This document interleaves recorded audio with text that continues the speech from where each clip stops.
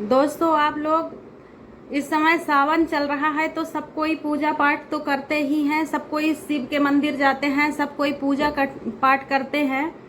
तो आप लोग क्या जानते हैं ये 12 ज्योतिर्लिंग की स्थापना कहाँ से हुई, कैसे हुई, और ये 12 ज्योतिर्लिंग कहाँ कहाँ हैं, ये सब के बारे में क्या आप लोग जानते हैं? तो हम आज इसी के बारे में कि 12 ज्योतिर्लिंग की स्थापना कहाँ से हुई है और 12 ज्योतिर्लिंग में शिव जी कैसे निवास करते हैं, इसके बारे में हम आप लोगों को बताएंगे।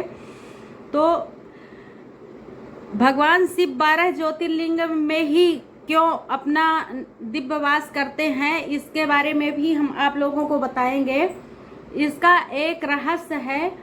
सृष्टि के शुरुआत में जब ब्रह्मा और विष्णु के बीच में श्रेष्ठता के लिए बहुत झगड़े हो रहे थे आपस में, दोनों ब्रह्मा और विष्णु बहुत झगड़ा कर रहे थे, आपस में विवाद कर रहे थे। ब्रह्मा बोल रहे थे कि हम श्रेष्ठ हैं और विष्णु बोल रहे थे कि हम श्रेष्ठ हैं।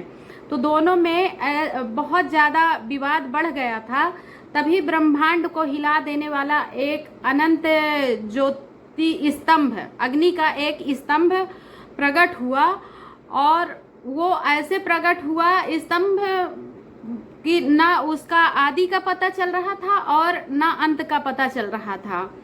तो उसको दोनों लोग आदि और अंत का पता करने के लिए परेशान थे कि ब्रह्मा और विष्णु की इसका आदि कहाँ से है और अंत कहाँ से है। तो आदि और अंत का खोज करने के लिए वो ब्रह्मा जी ऊपर की ओर गए और विष्णु जी नीचे की ओर गए। तो ब्रह्मा जी जो थे वो असत्य की लड़ाई लड़ रहे थे और विष्णु सत्य की लड़ाई लड़ रहे थे। वो मतलब ब्रह्मा जी असत्यता से लड़ाई लड़ रहे थे और उनने झूठ बोला था। और साक्षी में किसको साक्ष्य बनाया था? केतकी के फूल को साक्षी बनाया था। आप लोगों ने सुना होगा कि केतकी का फूल शंकर जी को नहीं चढ़ता है। क्यों नहीं चढ़ता है? क्योंकि केतकी के फूल को श्राप दिया गया है, शंकर जी ने श्राप दिया है, क्योंकि ब्रह्मा जी असत्यता की लड़ाई लड़ रहे थे और केतकी के फूल को साक्ष्य बनाए थे। तो इसीलिए उनको केतकी के फूल को भी श्राप मिला है और ब्रह्मा जी को भी श्राप मिला है, क्योंकि वो असत्यता की लड़ाई लड़ रहे थे। तो दोनों आदि और अंत की खोज करने के लिए एक ब्रह्मा जी ऊपर की ओर गए और विष्णु जी नीचे की ओर गए। लेकिन युगों, बहुत सारे युग बीत गए, लेकिन आदि और अंत का पता न लगा पाए। तो उसी टाइम पे सत्य प्रकट हुआ, होने ही वाला था, प्रकट नहीं हुआ, होने ही वाला था। जब आदि अंत का वो लोग पता कर रहे थे, नहीं पता कर पाए, तो सत्य प्रकट होने वाला था। तभी वहाँ पे महादेव प्रकट हो गए और उन्होंने विष्णु के निष्ठा, सत्य की निष्ठा की बहुत सराहना की, प्रशंसा की, और ब्रह्मा जी को असत्य के लिए श्राप दे दिया था।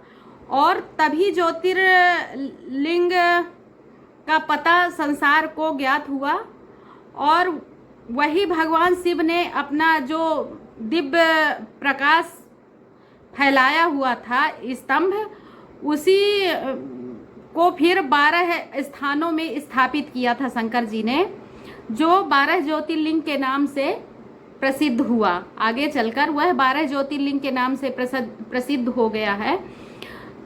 तो पहला जो ज्योतिर्लिंग है वो सोमनाथ में है, और उस पहला सोमनाथ में है। और सोमनाथ की कथा है कि जब चंद्रदेव का तेज और वैभव खत्म हो गया था, तो चंद्रदेव ने सोमनाथ में ही बहुत ज़्यादा शिवलिंग की तपस्या की थी, वहाँ पे सोमनाथ में बैठ के।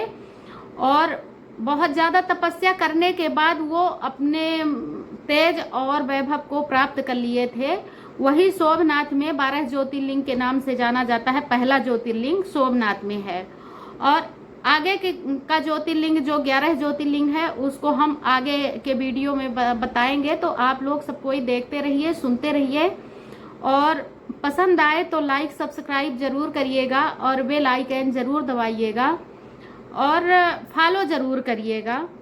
और हम आगे की कथा हम 11 ज्योतिर्लिंग की कथा हम आगे के वीडियो में बताएंगे, तो आप लोग वीडियो को जरूर देखिएगा।